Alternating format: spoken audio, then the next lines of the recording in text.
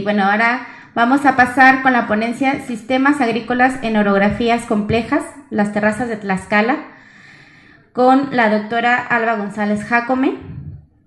Y les voy a leer igual su semblanza, que es muy impresionante. Ella tiene estudios de licenciatura en Antropología Social en la Escuela Nacional de Antropología e Historia. Tiene... Adelante. Trabajo, ¿no? No, trabajo, ¿no? No, es que hubo un acomodo. Reacomodo. Ajá, sí. Perdón. Maestría en Ciencias con especialidad en Etnología en la UNAM, especialidad en Antropología Económica, Demografía y Mesoamérica en la Universidad de Texas, en Austin. Cursos en Ecología Tropical en el Colegio Superior de Agricultura Tropical en Cárdenas, Tabasco, y el doctorado en Historia en la Universidad Iberoamericana. Sus áreas de interés son teoría antropológica, antropología ecológica, ecología humana, ecología cultural y ecología política, sociedades rurales, sistemas agrícolas, antropología económica, antropología demográfica, historia de México, historia ambiental, estudios sobre el campesinado y educación. Sus líneas de investigación: ambiente, sociedad y cultura, está en el proyecto de investigación agroecosistemas tradicionales de México. En cuanto a publicaciones, cuenta con 22 libros como autora y en colaboración con otros investigadores, 3 colecciones de libros que ha coordinado académicamente, revisado y publicado, 52 capítulos de libros, 42 artículos en revistas nacionales e internacionales. Ha dirigido 87 tesis de licenciatura, maestría y doctorado en antropología, 3 en historia y 1 en ciencia política. Es miembro del Sistema Nacional de Investigadores 3 y es miembro de la Academia Mexicana de las Ciencias. Y pues muchas gracias. Bueno, buenas tardes. Esta cosa no camina muy bien, ¿verdad? Sí, ya creo que ya. Bueno, para que no se aburrieran mucho, preparé como 100 hojas para presentarles. Pero les voy a hacer un resumen para que no se me vayan a dormir. El trabajo mío que viene en el libro es sobre terrazas, distintos tipos de terrazas y una breve historia y su estructura y demás, y los manejos que la gente hace de este sistema. Pero ese está en el libro y ahí lo pueden leer, y además así sirve que lo compran y le hacen promoción. Entonces lo que les voy a platicar no es necesariamente lo que está en el libro, sino lo que no está escrito.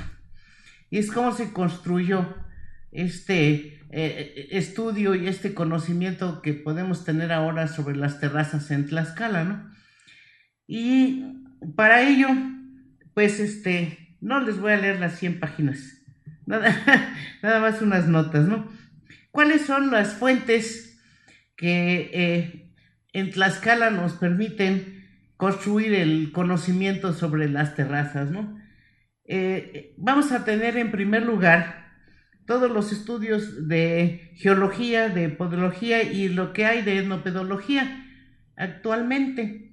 Y aquí tenemos trabajos muy importantes de gente, por ejemplo, como Herr Werner, especialista en alemán en suelos, que participó del proyecto alemán para la investigación científica Puebla-Tlaxcala, que originalmente fue organizado, montado, promovido por Paul Kirchhoff y un famoso antropólogo también alemán, y que duró pues 18 años funcionando en Tlaxcala. Y gran parte de los investigadores que participaron en este proyecto eran precisamente geólogos o pedólogos, estudiosos muy importantes, ¿no? Como Heine o Werner, ¿no? Sobre los suelos. Y ahí lo que vamos a tener es un montón de información sobre la historia geológica, más bien la evolución geológica de los suelos, ¿no? Y aquí vamos a tener una cronología, pero está montada sobre millones de años, ¿no? Sobre las eras geológicas, que después no podemos de alguna manera muy sencilla compaginar con información, por ejemplo, la arqueológica o la histórica. La arqueológica en miles de años y la histórica en cientos de años, ¿no? Las cronologías no son compatibles en cuanto a las cuestiones estas del suelo, ¿no? Entonces, ¿pero qué aprendemos de la lectura de los estudiosos estos de los suelos, no? Bueno, ellos van a enfatizar, y yo creo que esto que es para Tlaxcala podría ser válido también para otros lugares, no nada más para Tlaxcala, ¿no? Nos van a mostrar primero, a través de estas eras geológicas, los procesos de erosión de los suelos. Y su énfasis más importante va a ser la erosión, ¿no? Y esto los va a llevar a dos elementos más. El primero va a ser cuál es el origen de la erosión. ¿La erosión es de carácter prehispánico o fue virreinal o es un proceso moderno, ¿no? Generado por las prácticas agrícolas del siglo XX, ¿no? Las posrevolucionarias. Entonces esta va a ser una de las preguntas fundamentales que vamos a encontrar en los trabajos de estos especialistas en suelos, ¿no? Y por supuesto que nos van a describir esas cuestiones fundamentales que ya dije, ¿no? Pero van a encontrar algo muy interesante para Tlaxcala. La erosión comienza más o menos en el 3000 a.C., pero las terrazas son posteriores, no son anteriores a las primeras fases erosivas del suelo. Y entonces, y bastante posteriores, porque según los trabajos de arqueólogos, que luego lo vamos a platicar, la erosión pues tiene una distancia bastante grande. Las primeras terrazas en Tlaxcala se construyen alrededor del 1600 a.C. Entonces hay una diferencia en tiempo entre las primeras fases erosivas de los suelos y los inicios, ¿verdad?, de las terrazas en Tlaxcala. Bueno, para esto les debo decir que en Tlaxcala, y esto me lo calculó un geógrafo, el 60% de los suelos está conformado por lomas, cerros, altosanos, es decir, elevaciones de distinta altura y de distinto tipo, que están articuladas a planicies, pero a través de barrancas, de sistemas de barrancas. Y esto es muy importante porque son esas barrancas las que tienen que ver, según Heine, con gran parte de los procesos erosivos en la entidad, ¿no? Que en la estación de lluvias, ¿verdad?, arrastran grandes cantidades de suelo de las partes superiores hacia las planicies, ¿no? Bueno, entonces aquí vamos a tener esta primera cuestión para los que luego nos metimos a estudiar las terrazas, ¿verdad? ¿Qué dicen los especialistas en suelos sobre estos procesos? Otra fuente importante para poder pensar en las terrazas como un sistema agrícola que se encuentra en Tlaxcala, asociado a distintas etapas, ¿verdad?, en distintos periodos de tiempo. Hay terrazas de origen antiguo, hay otras que están abandonadas y hay otras nuevas que están apareciendo apenas en el bloque Tlaxcala, ¿no? Entonces, ahí tenemos terrazas de todo tipo que están funcionando, ¿verdad?, o no funcionando, han dejado de funcionar. Y ahí nos viene a los investigadores en historia y en antropología la pregunta: ¿por qué se abandonan o por qué se vuelven a construir, ¿verdad?, estos sistemas? Entonces hacemos uso de los estudios arqueológicos sobre este sistema, ¿verdad?, ahí en Tlaxcala. En Tlaxcala vamos a tener de manera muy importante los estudios de Ángel García Cug sobre dos elementos: la historia, ¿verdad?, de los asentamientos y las poblaciones en Tlaxcala, y la cuestión que tiene que ver con el agua y ligado a los sistemas agrícolas. Ángel García Cug y su equipo, por supuesto, ¿no?, que en algunas ocasiones, en algunas temporadas fue muy grande. Ángel trabajó también al principio, cuando entró en Tlaxcala, a hacer sus investigaciones con los colegas de todo este conjunto de alemanes, ¿no? Que trabajaron en el proyecto Tlaxcala-Puebla. Y entró a trabajar con Abascal, y los dos comenzaron a recorrer la entidad, primero pues buscando esto que les decía, los asentamientos no poblacionales, de cuándo eran, cómo eran, de qué tamaño, porque aquí entra el otro factor importante. Si es el crecimiento poblacional el que produce que los suelos se tengan que modificar drásticamente, es decir, el cambio drástico de los paisajes, de los cazadores recolectores a los primeros grupos de agricultores sedentarios. Y es aquí donde ocurren estos procesos de erosivos en el suelo, es aquí donde el aumento poblacional tiene que ver con el desarrollo de los sistemas agrícolas. ¿O qué pasa aquí? Y esto lo plantea García Cook con su equipo, ¿verdad?, de colaboradores, y con Abascal. Hacen un primer trabajo muy temprano, hacia 1972, tratando de describir los sistemas agrícolas que encuentran en estos primeros estudios, ¿verdad? Y se van a asociar entonces para poder explicar lo que pasa con el estudio de los sistemas agrícolas. Entonces, ¿qué sistema agrícola tenemos en cada caso, no? Y van a encontrar en una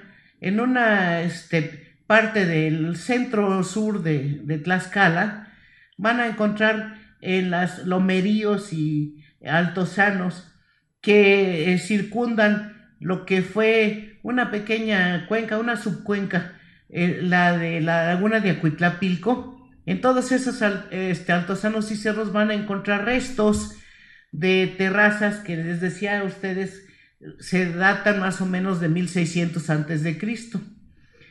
Ahora, esto es importante porque cuando leemos la literatura de los geógrafos, y un clásico en esto de las terrazas que es Donkin en 1979 publicó un libro sobre las terrazas en las Américas, muy, muy importante, clave para entender estos sistemas, ¿no?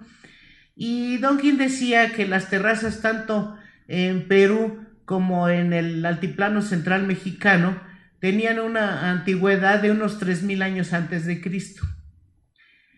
Eso calculó, ¿no? Pero vamos a ver qué nos dicen los estudios sobre esta fecha, ¿no? Entonces, vamos a tener que los arqueólogos van a asociar los estudios de los sistemas agrícolas, no solamente las terrazas, sino los huertos y la milpa, lo van a asociar a los sistemas agrícolas, ¿no? Para García Cook, los primeros huertos, los más antiguos en Tlaxcala, se construyen sobre las terrazas, es decir, las primeras terrazas son para huertos. Y con algunas plantas muy escasas en un principio, y que están aumentadas por la vegetación natural, ¿verdad? Que se deja asociarse junto con la cultivada, ¿no? Y están asociadas con la construcción de canales y sistemas para retención de agua de lluvias, como son lo que conocemos como jagüeyes, depósitos, ¿verdad?, que se hacen en oquedades naturales que se aumentan de tamaño y se pueden recubrir con argamasa. Bueno, ahora lo hacen con otras formas, ¿verdad?, ya más modernas, pero se siguen recubriendo para que el agua quede retenida, ¿verdad?, en estos depósitos. Y todavía en Tlaxcala quedan muchos de estos jagüeyes, de estos depósitos. Algunos se han abandonado y ya se han dejado de utilizar como depósitos para agua para los pueblos, ¿verdad? Se usaron también como abrevaderos para ganado en un momento dado. Pero como ahora la mayor parte de los pueblos tienen agua potable, ¿verdad?, o agua para riego derivada de los sistemas modernos, pues los jagüeyes han perdido en parte su utilidad inicial. Pero cuando uno entra a Tlaxcala por Calpulalpan, lo primero que ve al entrar a Tlaxcala son los jagüeyes, ¿verdad?, a uno y otro lado de lo que es ahora la carretera, ¿no?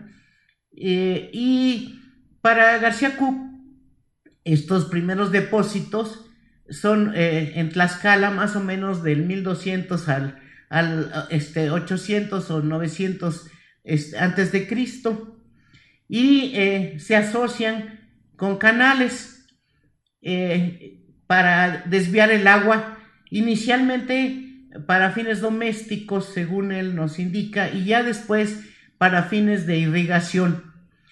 Entonces, fíjense, vamos a tener esta asociación de las primeras terrazas que se empiezan a construir, asociadas con los primeros depósitos de retención de agua de lluvias, y luego asociados con la construcción de canales para desviar el agua.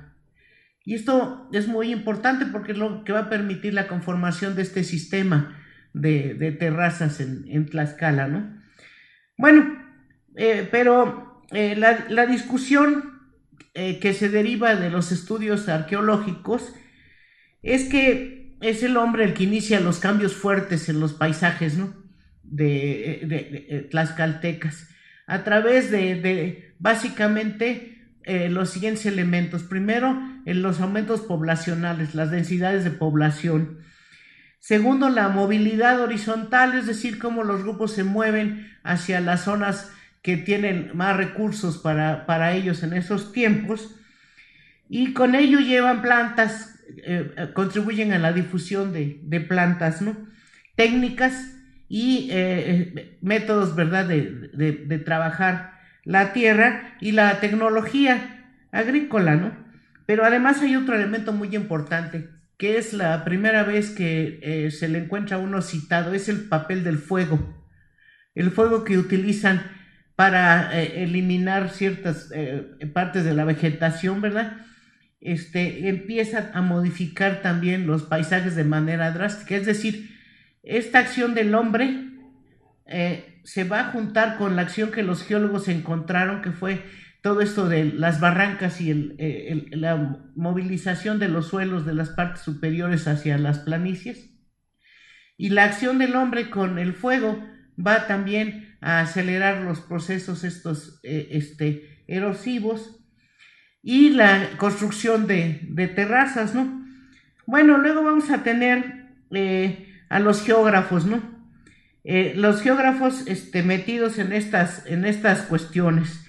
Y ahí, bueno, ya les mencionaba yo los trabajos de Dworkin, y vamos a tener también la influencia de Sauer, que aunque no trabajó Tlaxcala, sus gentes que él formó sí trabajaron en Tlaxcala, y trabajaron con sistemas agrícolas, ¿no? Ahora, estos geógrafos van a volver a hablar también del papel humano, ¿no?, en la conformación de los nuevos paisajes, no solo agrícolas, sino los paisajes naturales, ¿verdad? Cómo van a irse modificando por la acción, ¿verdad?, de las poblaciones humanas, pero también la difusión de plantas y la erosión que se va a acelerar en algunas regiones de Tlaxcala. Y por otra parte, también hablan del control del agua como un elemento importante en la conformación de estos sistemas. Y luego vamos a tener el papel muy, muy importante de los historiadores en todo esto, que van a trabajar principalmente con cuestiones de población, la cuestión de la conformación y los tipos de terrazas que hay, y de bordos, y la erosión causada por los ganados, ¿no? En Tlaxcala, tanto el vacuno como las ovejas, ¿no? Y aquí va a haber la influencia, pues, de una famosa historiadora, Elinor Melville, y su trabajo sobre la deforestación por ovejas, ¿no? En el libro ese famosísimo de Plaga de Ovejas, ¿no?, que va a influir en los historiadores para empezar a ver el papel que tiene los rebaños, los enormes rebaños en Tlaxcala, que de ovejas, por ejemplo, algunos llegaban a tener 50,000 a 60,000 ovejas. Entonces, estos rebaños incluían también cabras, ¿no?, que son bastante nocivas para la cuestión de los suelos, ¿no? y las de vacas, el ganado vacuno de los españoles entrando en los terrenos indígenas antes de que se hiciera la cosecha y destruyendo muchas veces los sembradíos, ¿no? Y el montón de pleitos que hay en el Archivo General de la Nación sobre los indígenas protestando por la entrada del ganado vacuno en sus terrenos, ¿no? Entonces vamos a tener aquí una discusión muy grande sobre el papel de ovejas, cabras, vacas y también la introducción de las piaras en las zonas de humedales del suroeste tlaxcalteca.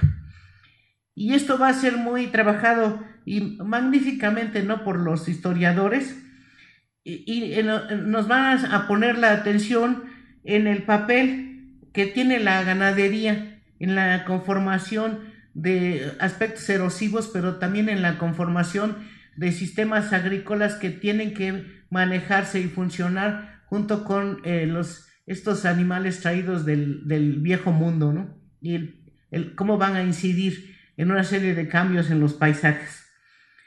Y aquí van a discutir también que la erosión más importante en Tlaxcala es de origen virreinal, que tiene que ver con toda esta introducción de los ganados, ¿no? Y luego tenemos la otra fuente de información para conformar todo esto de terrazas, que tiene que ver con lo que hacemos los antropólogos y etnólogos, ¿no? Estudios donde describimos no solo sistemas agrícolas, sino también sistemas de regadío, y que estudiamos mucho los orígenes de la agricultura, el papel del regadío en los sistemas agrícolas y también el papel de las poblaciones humanas, entre otros factores en relación con la erosión, pero no únicamente, sino en relación con la economía de las sociedades humanas, ¿no?, y sus formas de organización social. Y aquí también varios de los colegas entran en las cuestiones de las distintas cosmovisiones.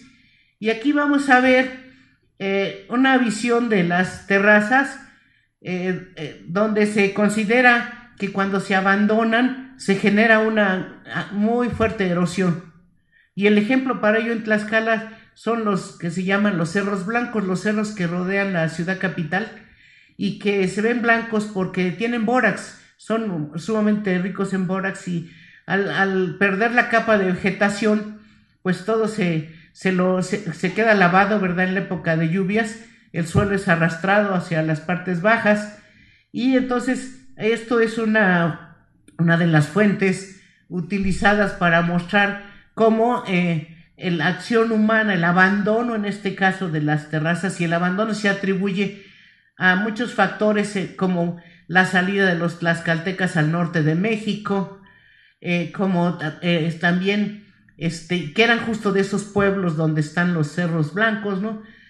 Así como la despoblación de Tlaxcala como producto de las epidemias. Calculamos que la pérdida de población en Tlaxcala era entre el 60 y el 65%, como producto de las epidemias. En otros lugares fue peor. Por ejemplo, los geógrafos han calculado para Veracruz, el área del puerto de Veracruz, una pérdida poblacional que llegó a ser del 90 al 95%. Entonces, esta gente, claro, deja de cultivar y se abandonan los sistemas que requieren más fuerza de trabajo. Y estos temas son los que se ha trabajado mucho en antropología. Y también lo que hemos hecho, y con esto yo ya no los voy a aburrir más, lo que hemos hecho es describir lo que la gente hace para reconstruir los suelos actualmente. Las etapas de reconstrucción que vienen ahí enumeradas en el artículo que está en el libro que van a comprar.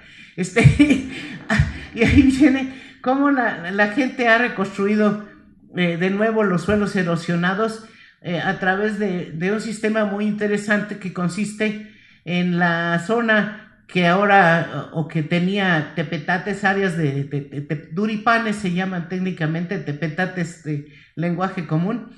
La gente rompía el tepetate a pico y pala para sembrar una serie de plantas que rompían el suelo, como por ejemplo la cebada, y después de varios años de estar sembrando eso sin recoger nada, nada más era para contribuir a la ruptura del suelo y luego a volverlo a romper.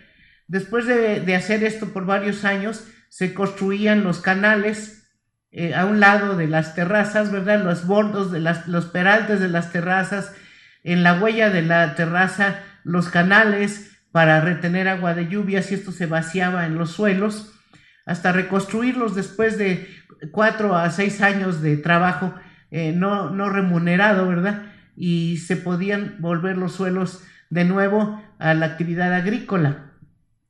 Y vamos a encontrar que en la década de 1970 el gobierno federal y el estatal hicieron una serie de programas para reconstruir suelos erosionados y metieron un sistema que llamaron terrazas Nezahualcóyotl. Imagínense, los tlaxcaltecas peleados con los texcocanos y le ponen a las terrazas Nezahualcóyotl. Esas son burlas de la vida política de este país. Entonces, y no funcionaron bien, pero por una razón las hicieron con máquina, y al meter la máquina para aplanar la huella de las terrazas, compactaron los suelos, y entonces pues no funcionó el proyecto. Y no es que la idea no fuera buena, lo que pasa es que estuvo mal realizada, ¿no? Eso no se podía hacer compactando los suelos, pues después habría que volverlos a romper para cultivar, y además quedaban de una altura mucho más grande que lo que originalmente eran. El caso es que han habido muchos proyectos para reconstruir suelos erosionados, y desde mi punto de vista en Tlaxcala, los que han tenido éxito son los que han hecho los campesinos. Por eso fue mi interés el narrarles en el texto que está en el libro todo el proceso en detalle de cómo reconstruyen los suelos. Creo que eso es muy importante de difundirlo, porque es un conocimiento que se está perdiendo actualmente. La gente en Tlaxcala ha dejado de ser personas dedicadas a la agricultura. En un reciente estudio que acabo de terminar y que está pronto a aparecer, publicado, las cifras son aterradoras, ¿no? En la mayor parte de la población, el 69 a 70%, ya se dedica a actividades de servicios, y una parte importante de servicios en oficinas públicas, ¿verdad? En la burocracia. Han dejado la agricultura, y con ello vemos el abandono de sistemas que requieren mucho trabajo para su mantenimiento, como es el de las terrazas, o también vemos el abandono, no en toda la entidad, pero en ciertas áreas que eran campesinas, de los sistemas de huertos. Entonces, sí hay un abandono de la agricultura. Por otro lado, hay un surgimiento muy importante de la agricultura comercial, las grandes áreas de monocultivos de maíz y de trigo y cebada, ¿no? O las terrazas, pero con frutales en las zonas del bloque Tlaxcala, que son nuevas, ¿no? Es decir, el apoyo a la agricultura comercial está haciendo que tenga una enorme expansión, pero la agricultura tradicional es la que está siendo abandonada, ¿no? Y tendríamos que reconsiderar qué pasa con los dos sistemas, ¿verdad? La agricultura convencional y la tradicional frente a frente, y qué está ocurriendo con esta serie de cambios y apoyos que dan las autoridades estatales a los sistemas convencionales, ¿no? Y la falta de interés en el mantenimiento de los sistemas tradicionales, porque consideran que no dejan ganancia. Eso sin tomar en cuenta ni la alimentación ni nada de eso, solamente la cuestión monetaria. Y yo con esto pues les platico que es muy interesante trabajar con las personas directamente, oír lo que dicen y lo que piensan de sus propios sistemas agrícolas, y lo que piensan de estos cambios drásticos, ¿no? Como el abandono de la actividad agrícola, por la actividad de servicios, ¿no? La industria también en Tlaxcala se ha abandonado, no solo la agricultura, sino también el trabajo industrial. Y pues todo el mundo quiere ser empleado, ¿no? Es que dicen que vivir fuera del presupuesto es vivir en el error, ¿no? Entonces, yo creo que eso ha tenido mucho que ver en el aumento de la gente trabajando en servicios, ¿no? Lo cual ahora tiene preocupadas a Zagarpa y a varias de estas organizaciones que han empezado a poner programas de huertos para restablecer los huertos, pero un sistema que ha sido vilipendiado, que ha desaparecido, después tiene grandes problemas para reconstruirse, ¿no? Y eso tendremos todavía que estudiarlo. Y bueno, muchas gracias por su atención.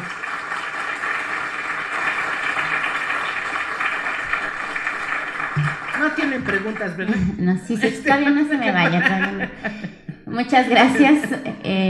Sí, tenemos una pregunta y le pediría por favor a Pati y Rocío si también se podían subir para hacer el cierre de este bloque. Por favor, sí.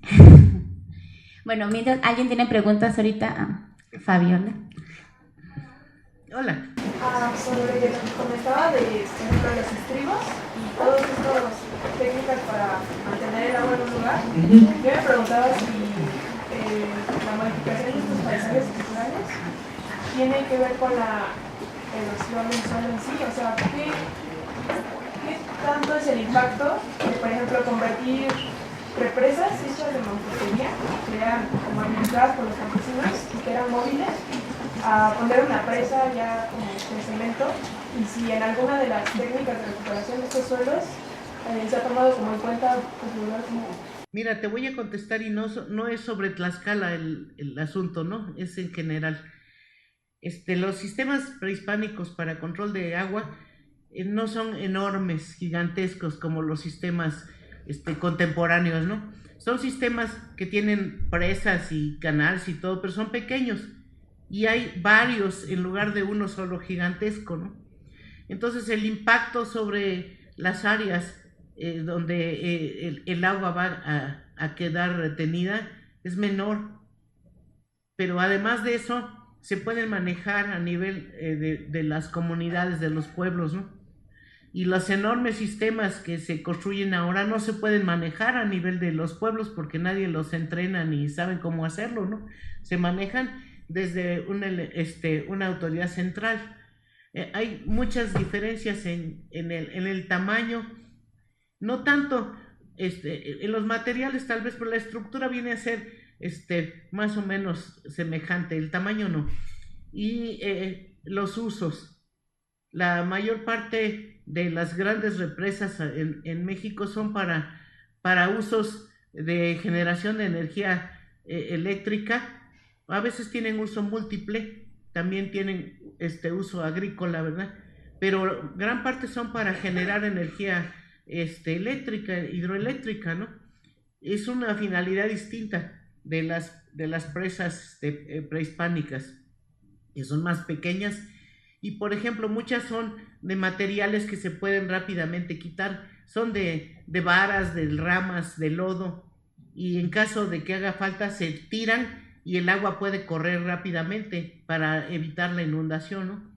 En Tlaxcala, los canales antes del distrito de riego 56 Atoyac-Zaguapan, los canales eran al mismo tiempo de elementos para retener agua, también servían como drenes en caso de exceso de lluvias.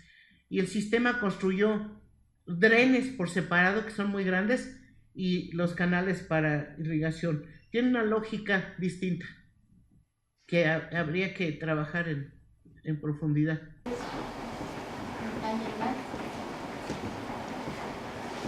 Muchas gracias por las presentaciones, todas muy interesantes.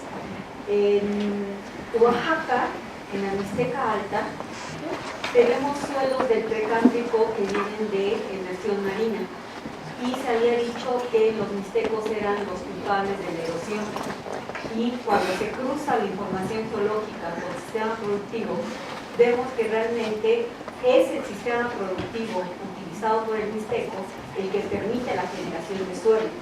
Cuando se abandona esto, Entonces vienen procesos erosivos por la antigüedad de este bloque.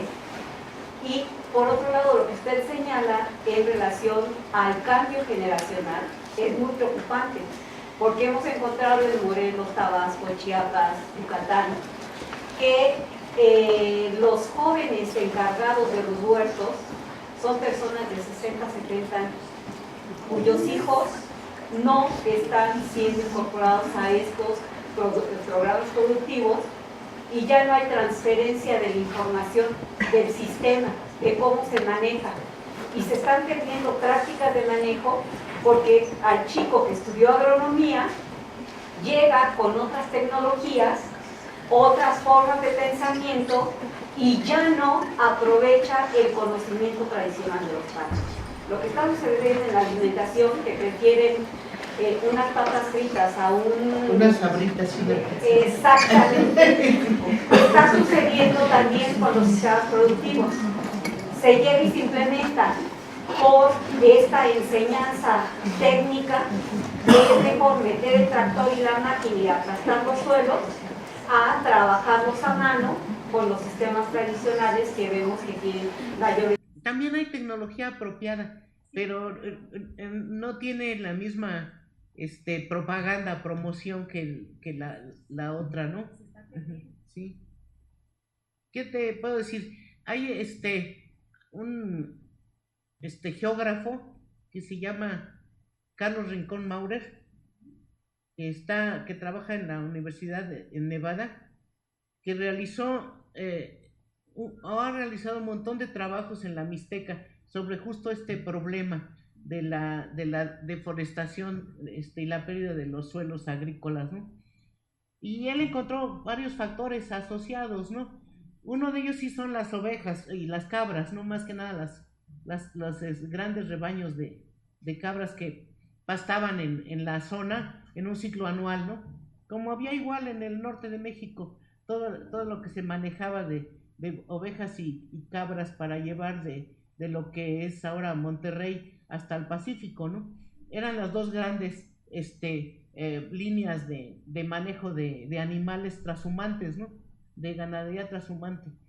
Entonces sí encontró Rincón todos los elementos de la transhumancia como algo importante en la erosión, pero va a dividir la erosión en la erosión prehispánica y la erosión virreinal, y la erosión causada por los sistemas posteriores, ¿no? Ya del siglo XIX y XX. Yo creo que su tesis de él, que es sobre esto, su tesis de doctorado, la puedes conseguir por MIT, que te venden las tesis de doctorado en la Universidad de Texas. Y ahí está, pero con un montón de estudios, todo este proceso para la Mixteca. Sí, bueno, es como comentario, bueno, en muchas regiones la pérdida de los conocimientos también va ligado con esa desvalorización de las variedades de los productos. Por ejemplo, yo me acuerdo que en las comunidades en la costa de Oaxaca había una gran variedad, por ejemplo, de papayas, ¿no? Sí, hay papayas así de grandes, ¿no? Para las familias grandes. Pero bueno, pero resiste menos el transporte que la que han metido ahora. Y entonces aquí el estudio es el papel que los grandes supermercados tienen en la homogeneización de lo que venden como alimentos. La mayor parte es lo mismo en todo el país, y luego ponen unos poquitos artículos locales, pero la mayor parte es lo mismo.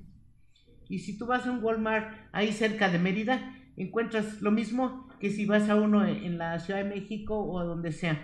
Eso se llama homogeneizar. Esto va contra la biodiversidad, pero no lo tenemos estudiado realmente. Por eso la importancia de lo que Sergio les va a platicar al rato.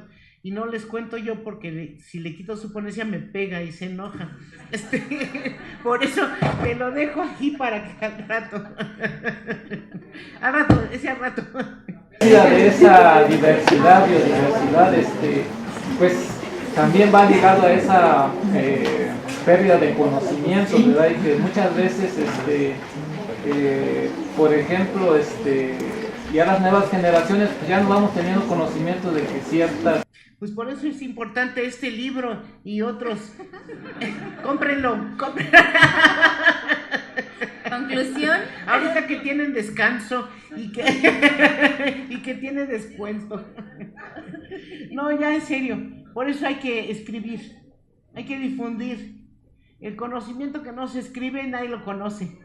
No existe. Atención, pues esto de la historia ambiental que es parte fundamental para entender de que alguna vez pues existieron ciertas especies que ahorita a lo mejor en las investigaciones de la gente a lo mejor puede dar cuenta, pero ya no lo tenemos presente, ¿sí? Entonces a lo mejor, no sé, algunas fuentes no puede estar registrado, pero sí es importante como ver esa parte de que cada vez la biodiversidad nos está como... está reduciendo, exactamente, después de un abanico de tener toda esa, que va ligado a una tradición de gastronomía y todo eso, cada vez con las cuestiones del mercado pues se va reduciendo, ¿no? Y se va además perdiendo. después ya no sabemos cómo cocinar esas cosas. Sí. O las formas de prepararlo, pues, se van sustituyendo, pues. Por ejemplo, antes se utilizaban las hojas de plátano para vender carne, para vender dulces, ahorita que el plástico, ¿no? Todo eso, entonces, pues sí, me llamó mucho la atención esa parte, ¿no? Que es muy pertinente la perspectiva del libro, pues, sí creo que... Sí, de verdad que sí, ya en serio, sin propaganda, si no escribimos lo que vamos aprendiendo de la gente, y lo que analizamos de eso, entonces estamos perdidos, ¿no? El conocimiento no se puede transmitir si no hay una difusión escrita de estas cosas, ¿no? Y por eso es importante este evento, ¿no? Y todos los que tengan que ver con nuevas publicaciones, con nueva información, producto de estudios, ¿no? Bueno, entonces, bueno, ahora sí vamos a dar por concluido. Creo que todavía no llega... ¿Ya están los tacos? ¿Ya? ¿Ya están los tacos? Bueno, vamos a igual a dar por concluido este bloque. Muchas gracias a nuestras ponentes, la verdad muy interesante.